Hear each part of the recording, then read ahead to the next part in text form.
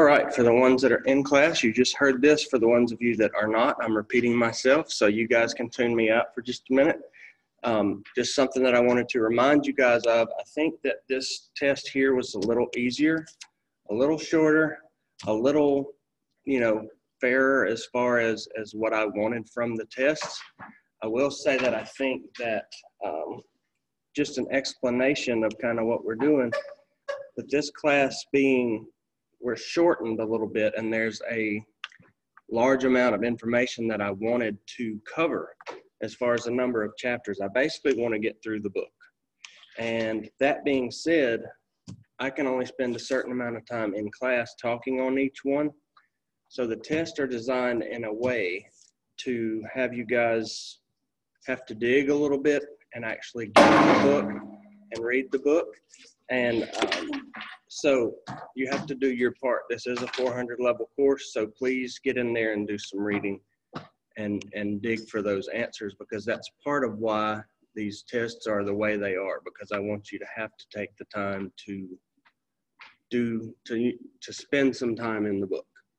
So I'm going to pause this for 1 second while I pick up these last couple tests.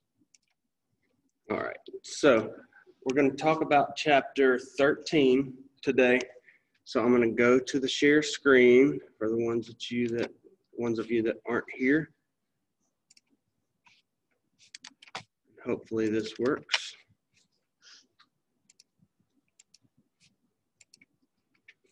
Okay, so when we're talking about service accountability, the key to this chapter is we are looking for making sure, as recreation therapy managers, supervisors, that we're providing the best possible outcome to our patients. That's what service accountability is. Are we doing what we can to provide the best services that we can to our clients? And as managers and leaders are ultimately responsible for this. So we have to remember that although if you are in an upper management type position in a TR environment, you may have activity therapists doing most of the work, but you as the manager, whether it's first line, second line, upper management, you are going to be the one that is, ultimately responsible for whether or not you're giving that really good work for the people that we're working for.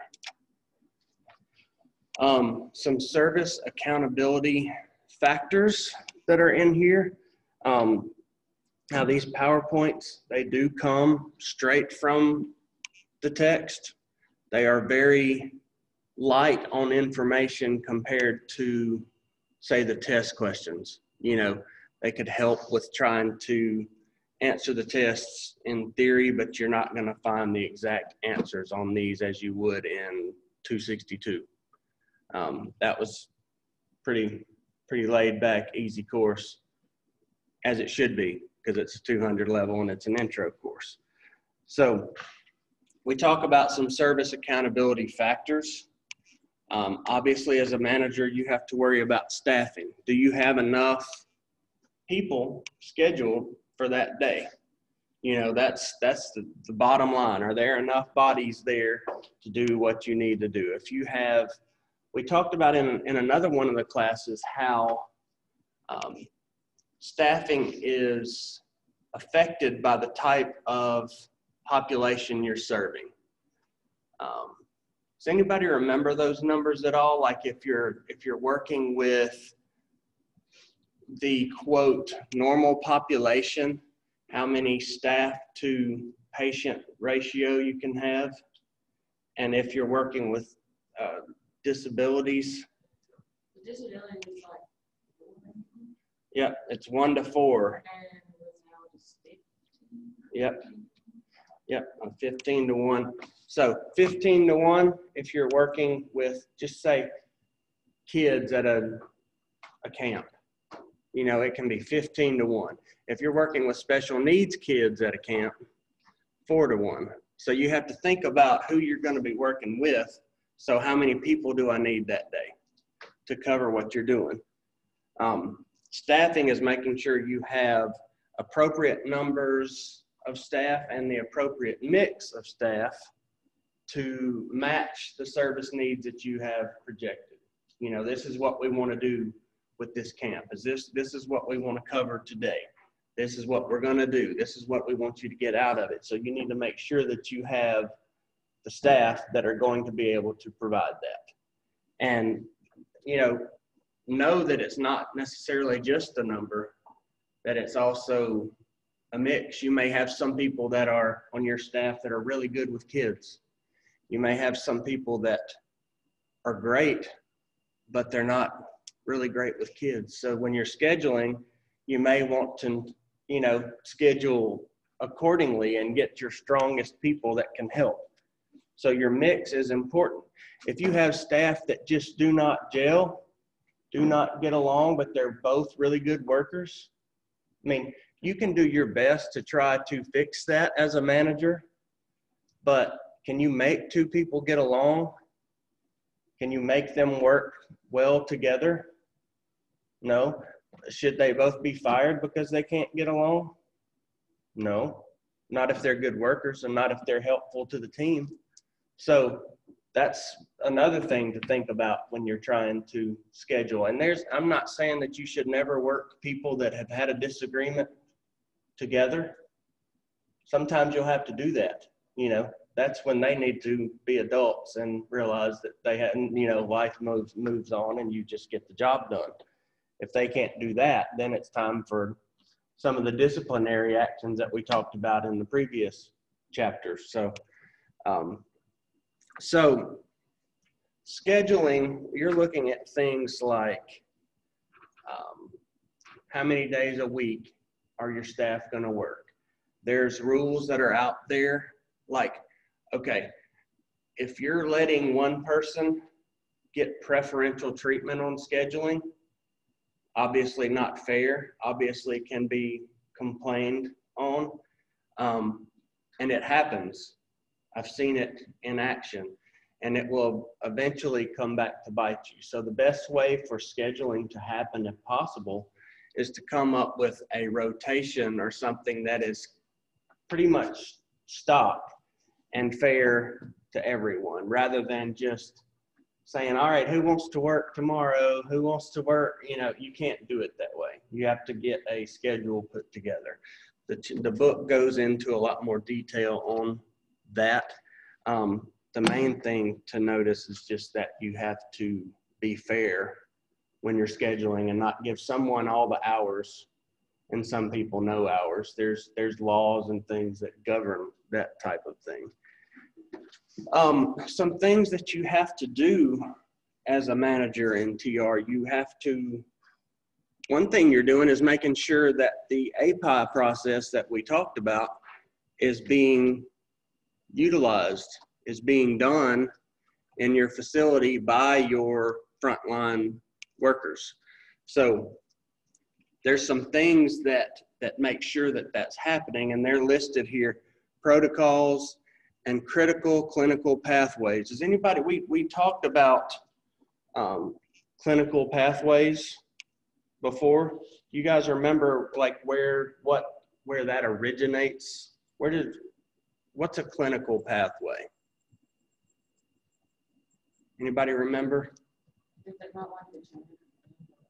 Kind of, yes. It is the way that a facility, this is kind of named by your specific facility. This is what we do when people come in with this situation presented. Like say it is someone who has a history of substance abuse. Number one, the first thing they're going to do is, sit down and talk with the social worker. Two, they're going to do this, and there's a clinical pathway that happens for each one of those people. Now, that being said, taking them through that pathway is what helps you to individualize what they're going to get. It's not because they're all going through the same process in the same order, That's what the clinical pathway denotes.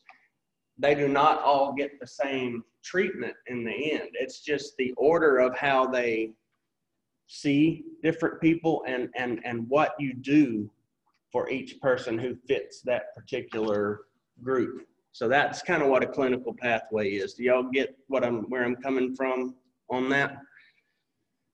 Another thing that you have to do as far as service accountability, you got to make sure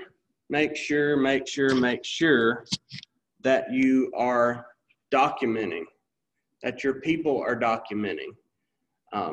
I've said it before, and it's redundant at this point, but if you don't write it down, you didn't do it.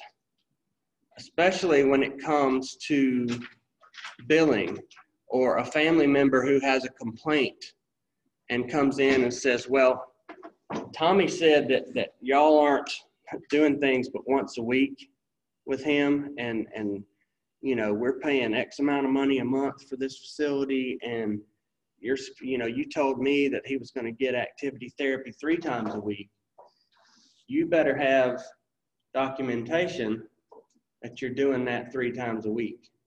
And if you're not, you need to have documentation of why that's not going on. So you need to make sure that you are doing your documentation and that your people are doing their documentation. Another thing, as a manager, when we're accounting for our services, you need to make sure that you are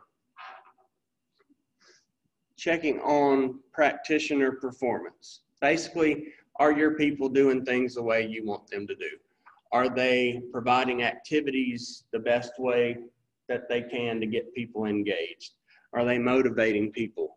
How can they improve? And if you see things that you can help them improve on as practitioners, as activity therapists, then what's the best way to work on that, you think? What do you not do?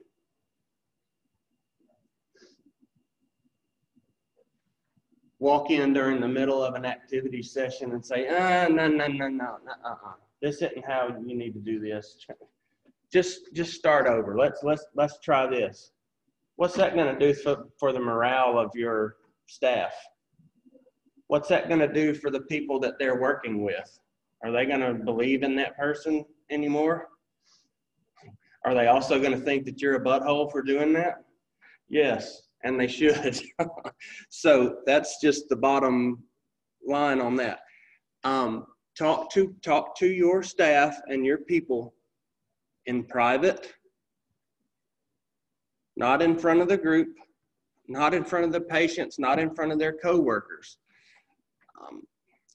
Something from my experience that I'll say that I hate is when a supervisor puts out a memo or calls a meeting and says, we all need to stop doing this, when we all need to start being here on time. We can't be late every day like this. And you know that they're talking to Asia because she's late every day. And I'm never late. I'm there every day. But you come in and you preach to the whole group and get on to the whole group when everybody in there knows that they're talking about Asia because she's the one that's late, and we all know that. So that's not a good thing for the team. What you do, you talk to Asia at a time when nobody else is around and see what's going on, because Asia may have a sick family member. Asia may be having a lot of car trouble. You know, lots of things could be going on causing this. So don't embarrass your people. But back to the thing, make sure that your practitioners are doing the best job that they can with the things that are available to them. That's your job when you're making sure that the service you're providing is worthy of, you know, payment from people that have their family members there and are trusting you. So I like this next statement on here about evidence-based staffing. it reads kind of wordy, but I like it when you really take it into account. Evidence-based staffing links the right staff and the right resources to the right client with the right intervention to provide safe and quality outcomes. Here we got a whole lot of stuff in there it's basically saying like I said, some of your staff are not going to be great with kids. Some of your staff are not going to be great with the elderly. Some people love the elderly. Some people are comfortable, and there's nothing they like better than working with people with like developmental disabilities, Special Olympics, and things like that. Some people are scared to death. Now, should you never have them work with that population? No, you need to let them have an opportunity to become more adept at working with different populations. But you want to try to link, if you're looking for productivity and you're looking for giving the best possible outcome to the people that you're serving, you've got to put the right staff and resources together, working with the client that they should be working with. And that means you need to know your staff. You need to know their strong points. You need to know their weak points, because we all have them. Know which groups they work best with, and place them in the proper thing. This is a very wordy statement, but a very good statement to me if you really read it through. So some things that you look at to try to get this evidence-based staffing, you look at things like the client case mix. Basically, who are you working with on specific days, specific times? Who do we want there to work with this particular group? Your staffing composition. Who do you have in your pool of recreation therapists, activity therapists to choose from in your staffing?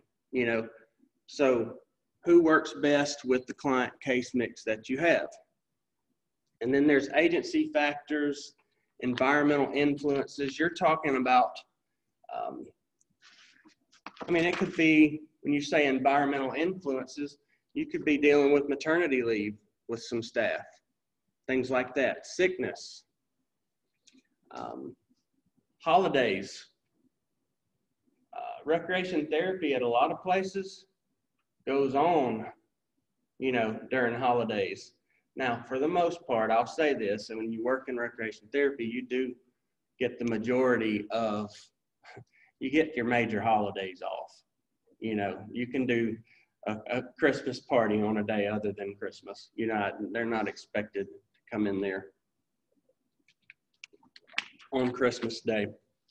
But those are the type things like that can play into agency factors or environmental influences. As far as staff scheduling, so obviously your job satisfaction is contingent on a lot of different things. So whether you feel like you are given, whether somebody has their thumb on you, holding you down, whether you feel like you have freedom to do what you want to do, whether you feel like you're helping other people. Different people get job satisfaction from different things. But one thing that is going to be almost universally, you know, tied into job satisfaction is scheduling. Is the schedule that I've been given good for me? You know, if someone is very, say they have a family and they have young children, and you have different shifts at your position, you know, say an A shift from 7 to 3:30, and then you have a B shift from, you know, 3:30 to 11. I can't do the math right now. Whatever it would be. Which shift would be better? I guess it depends. You know, it depends on what kind of help they have. You need to talk to the staff and see, you know, which shift is going to work better. Hey, I know you've got a small child. You know, I don't know how much help you have at home. We have these options. You know, you can't give people so much freedom to where they just come in when they want to. That's not how life works. But you can try to make your employees feel important by having them at least be able to give you a little say in what would be best for them. Because if they're getting, if they're scheduled to work during a time that they're pleased with, they're going to have better job satisfaction. If they're getting the number of, you know, if it's a deal where you have a lot of workers and you're spreading days out throughout everyone, it needs to be fair. It needs to be equal. Somebody doesn't need to be, seen this too, and this is not cool. Some people don't need to get every weekend off, while some people work basically every weekend. How would you guys like that if you've got people that are off every weekend and you're having to work on the weekends? Not cool. Not good for your job satisfaction rating would not be very high, would it? So your scheduling impacts that for sure. It needs to be fair. It needs to be individualized for your staff as much as you can, but you still have to, and most importantly, you have to provide quality. What you say you're going to put out as a product has to be done. And employees have to understand, sometimes you're just going to have to be pissed off at me because we have to have someone here to cover. You know, I'm sorry, but we have to have this number of people and it's your turn. And your staff will respect you eventually by holding them to what you're trying to do, because they'll see that it's all for the benefit of the clients and that you're trying to put out a good product. Some other things that scheduling impacts, it impacts your productivity in large part because certain times of the day, the amount of times that you're there is going to be a factor on how hard you're going to work. I wouldn't be the best to be scheduled from like a early A shift that where I started working at like 6 in the morning, because you wouldn't get much out of me until about 10. I might be there, but I'd be like zombie man looking for coffee. You know, like I don't do well super early. I'm not that guy. So it matters with that. That would cut down on my productivity a lot. So now my wife, she gets up like Tinkerbell, bouncing around, making me mad. You know, like if I sleep too late on the weekend, I swear she goes in the kitchen and bangs pots together. She says that she wasn't, that she was just cleaning or something, but it pretty much sounds like she's banging pots together. So I think that's what's happening. Long story short, productivity is affected by when you're scheduled as a staff. If someone is unhappy enough with their schedule, it can affect staff retention.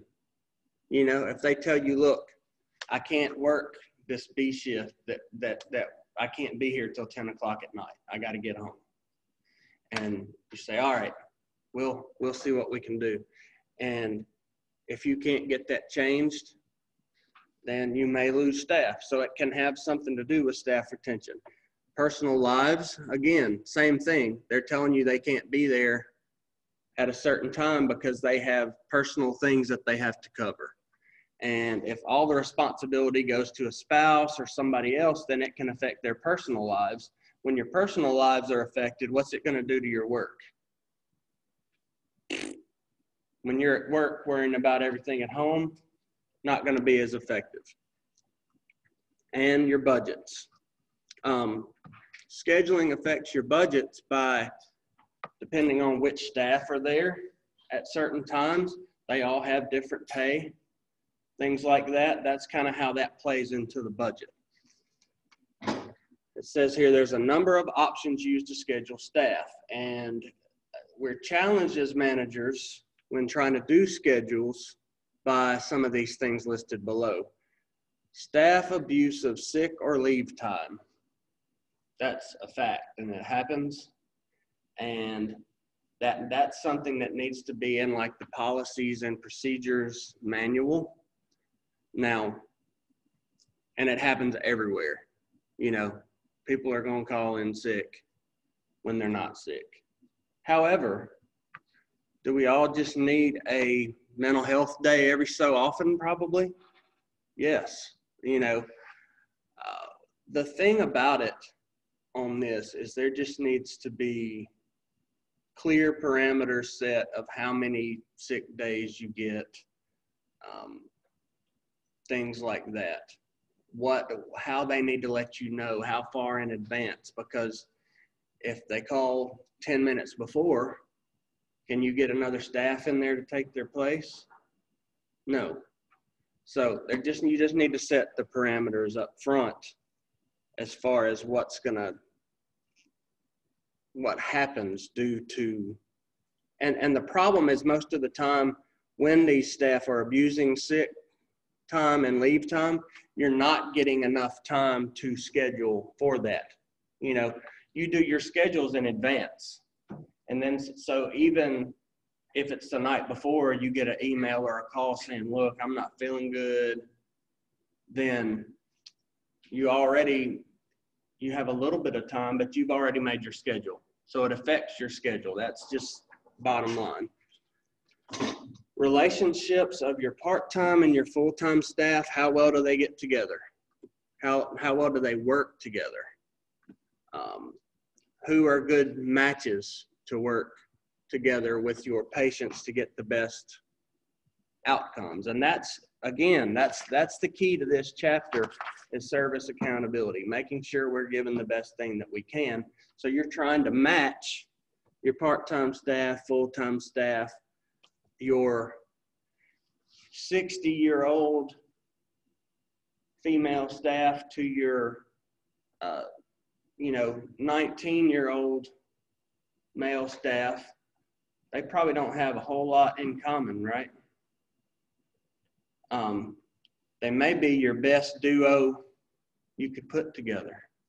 And that would take you seeing what they can do. They may be terrible together. So just, you got to look at dynamics. That runs right into the next one of generational mixes. You've got a lot of different, variety in ages at a lot of places of your workers. So obviously they're going to enjoy doing different activities with the clients. They're going to have a different skill set. They're going to work better with different people. So you have to think about generational mixes when you're planning your schedules and your staffing. So again, what does the D you think stand for on this?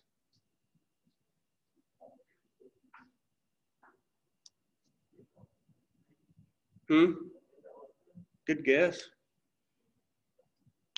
What do we have to do or it didn't happen? Documentation. So the manager is accountable for assuring that the outcomes of API are achieved in a timely manner.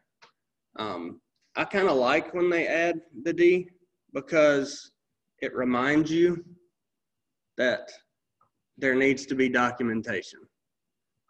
It's not really part of the therapeutic recreation process, of actually providing services, but it is definitely a big part of what you have to do. You have to document. So you're accountable for implementing API according to the standards and regulations, and those standards and regulations are all the way from, if you're CTRS, things that you've signed on to by getting that certificate. This is what I'm going to uphold. You know, the ATRA, we talked about ethics and things like that. Your facility is going to have standards and regulations. There are the accrediting bodies that come in each year to the different facilities to make sure you're doing what you're going to do. You know, I call them surveyors and watchdogs and things like that. They're the ones that come in to make sure that you're doing active treatment, to make sure that you're addressing the needs of your patients, to make sure that the water's not too hot and is going to burn somebody, or that the food temperatures are proper, or that their medications are being given out by the nursing staff properly. Those groups are going to have standards and regulations that you have to look at. Your state may have specific guidance as to what sort of services need to be provided also, that you have to look at standards and regulations. So on this accountability for API, the manager ensures assessment process is in place. So you're the one that's responsible. You make sure that the assessment process is in place. You don't have to do it every time, but you need to make sure that it is, if multiple people are doing assessments, that they're all being done in the same manner. Otherwise, if you've got multiple people doing assessments and they're not doing them the same way, will it really match up and give you the best chance to provide the best outcome? Probably not, because your data you're getting from the assessment isn't going to be really, it's not going to match up. It's not going to be accurate if it's not being done in a good way, consistent way. Planning, you ensure that planning documents consider research, evidence, and theory. Basically, you know, once we've done assessment, we have to come up with a plan. We have to figure out what we're going to do. What's the best way to treat our patients using recreation and leisure? You need to make sure that what you're doing is evidence-based, has been researched, is something that's been tried before. Or, hey, I want to try this because I think this is going to work for this reason. Basically saying you need to have either a theory of why you're doing what you're going to do, documentation, you know, evidence of, hey, this aquatic therapy has been shown to dramatically increase mobility in patients with cerebral palsy. So we're doing aquatic therapy with this patient.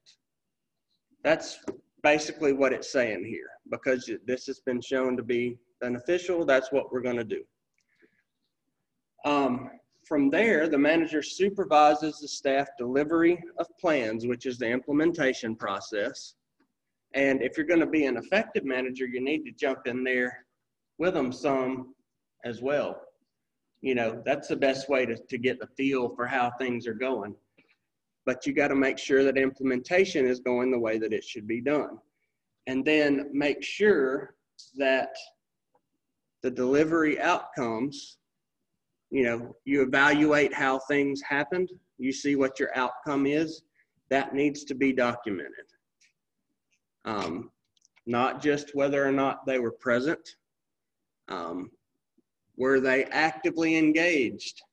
Were they drowsy that day? Or did they appear to be upset? Things like that. They did meet the criteria that we were looking for. They met their objective today. Things need to be documented. Where you can keep up with their IPP, number one, and where billing can be done, where questions made by their families can be answered. You can hand them a packet and say, this is what he did last month.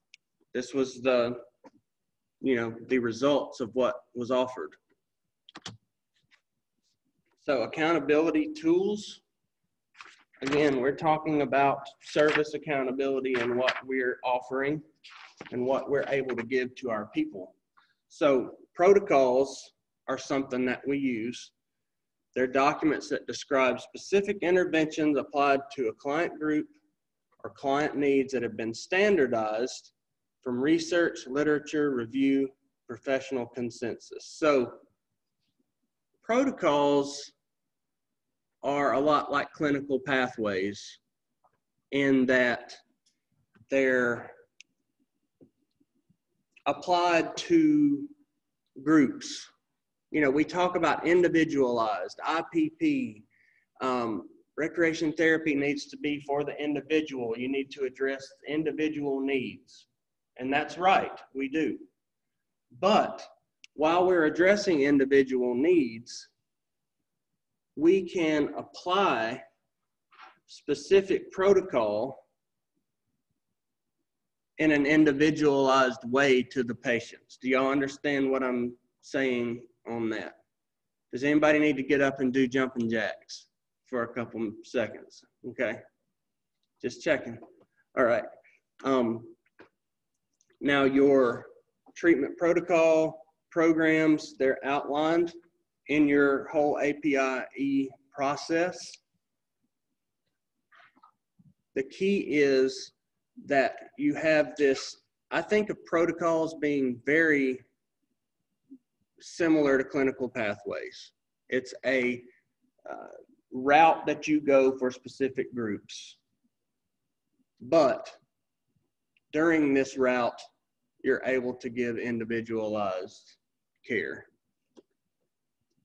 based on research, literature, and a professional consensus. You have treatment protocols and you have diagnostic protocols.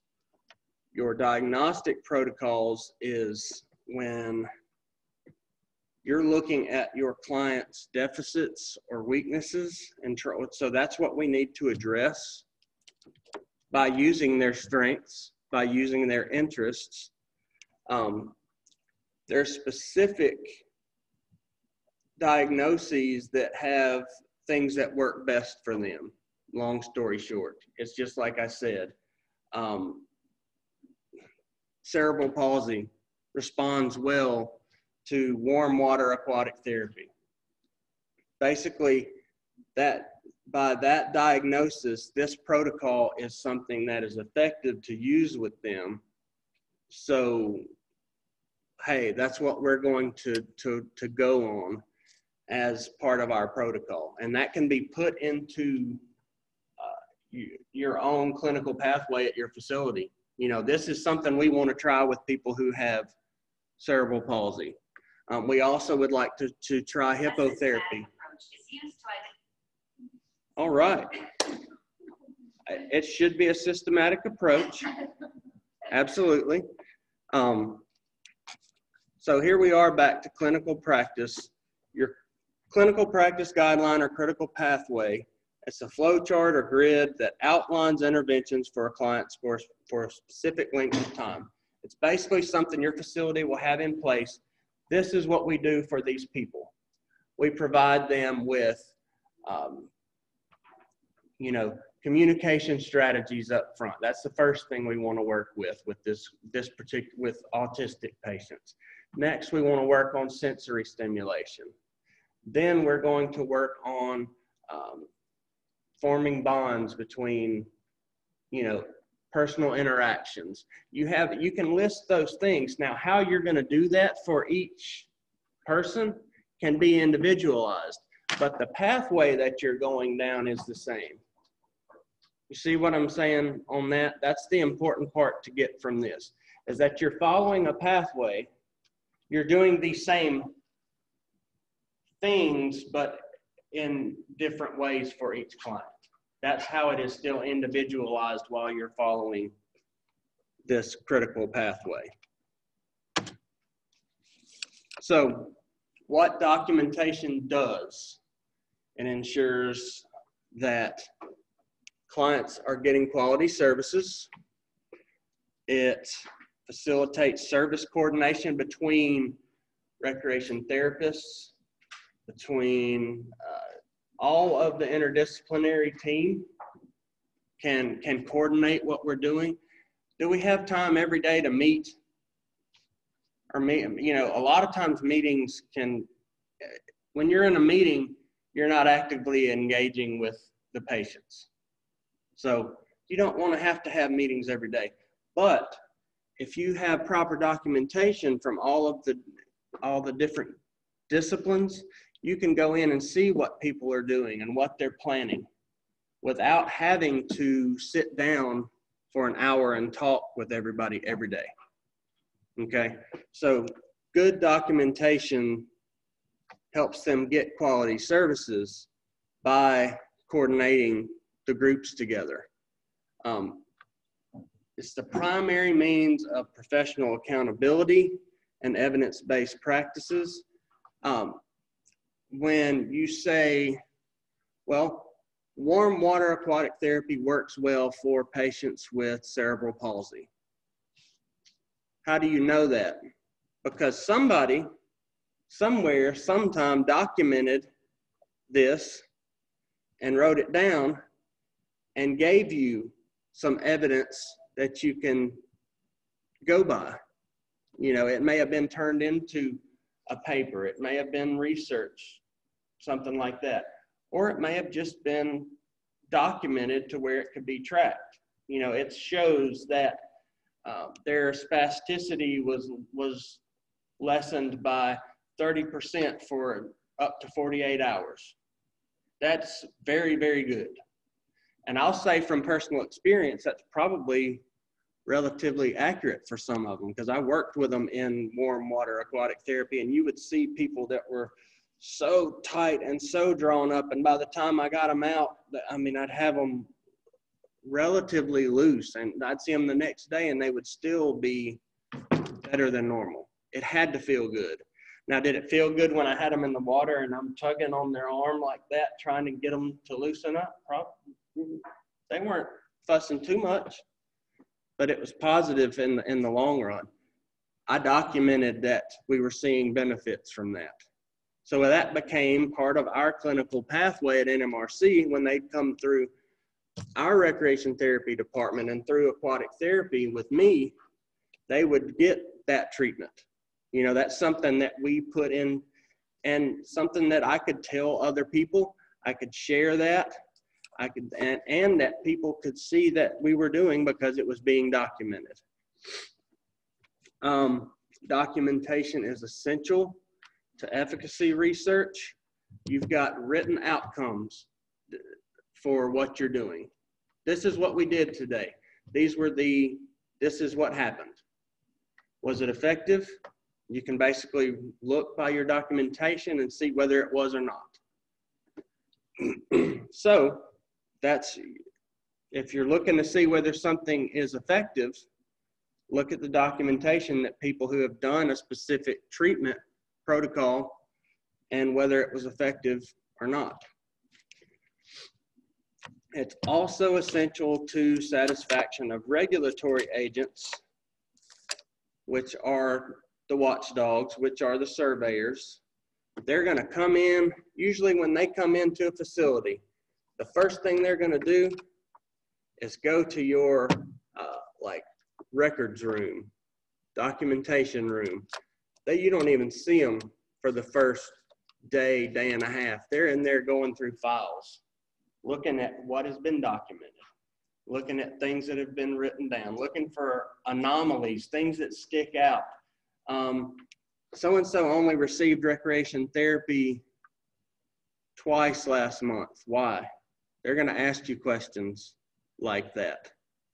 And if they received recreation therapy all month and you weren't documenting it and they see that it wasn't documented, then the question's going to be why? And if you can't show them that, then you didn't do it. If you know what I'm saying. Like, to them, it didn't happen. Also, Documentation is the key to being able to receive funds for the services that you're providing. Do family members want to see results? Do the patients want to see results? Obviously, yes. Will Medicare, who may be paying for what you're doing, want to see results? So they're going to want to see documentation of what's happening, how often it's happening, for how long it's happening, and they're going to want to see that it's effective. So another reason that documentation is key. Okay, managing your practitioner performance.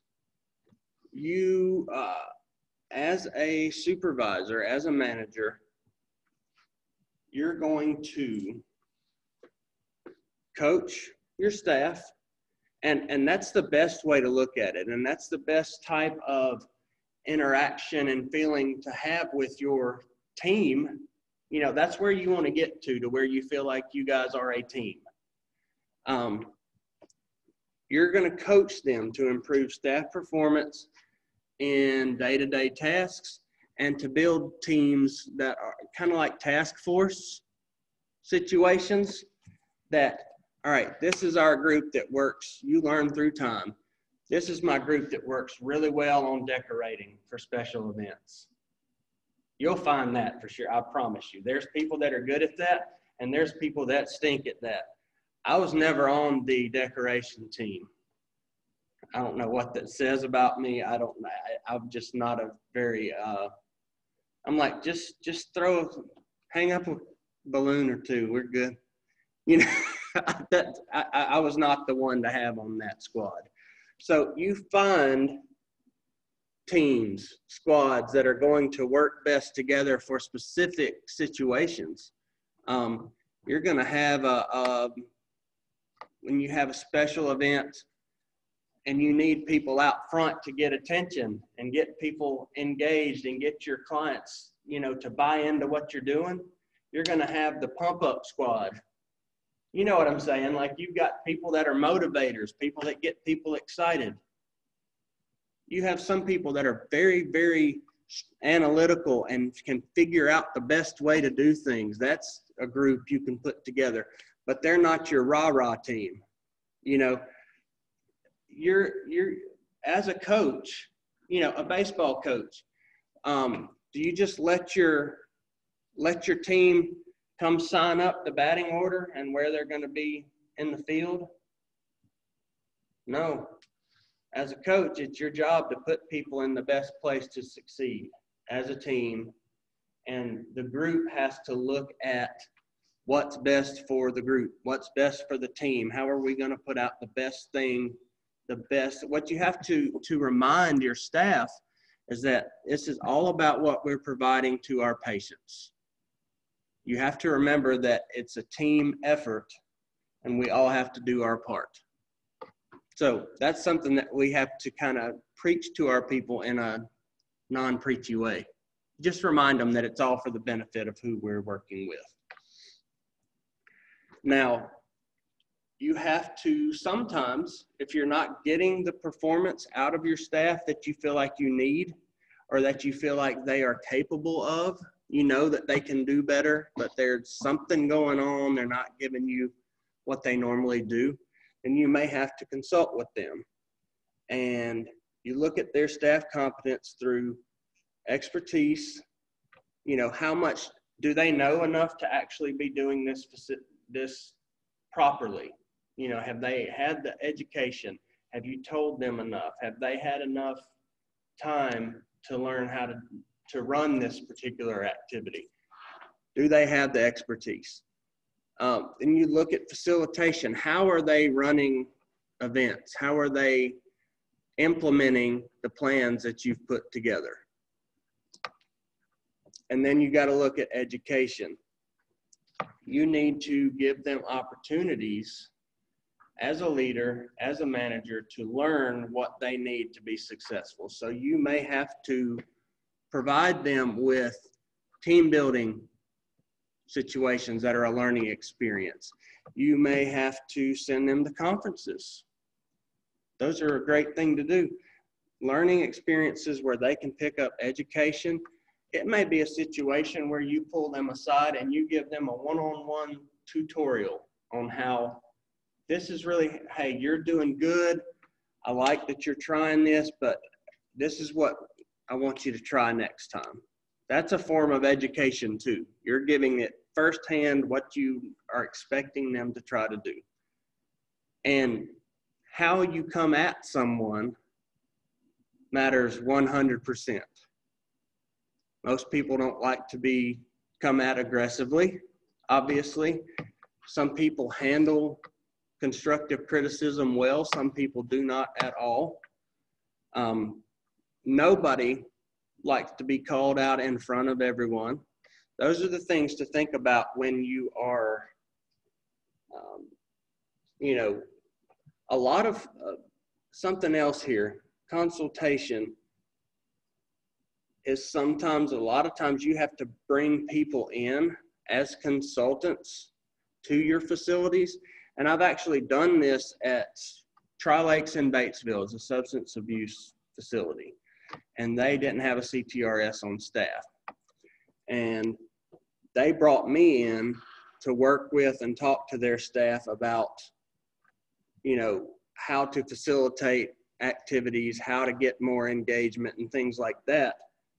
So they were relying on my expertise to tell them about facilitation, as you see next, and give them some education on what, moving forward, what can improve what they're offering. So you consult with your workers. Also, you may bring in a consultant.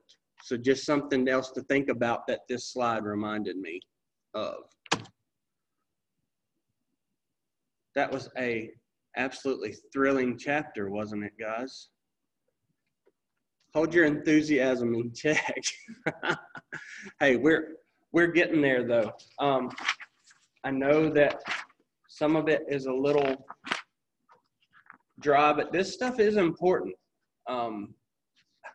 It's not nearly as fun as having you guys come in and do activities for each other or something like that. But this is the kind of stuff that's on the CTRS test. This is the kind of stuff that you'll use whether you're in therapeutic recreation or elsewhere if you get into a managerial role. So we do need to talk about this stuff and how boring it may be or not. Let me stop sharing my screen. Let me stop recording.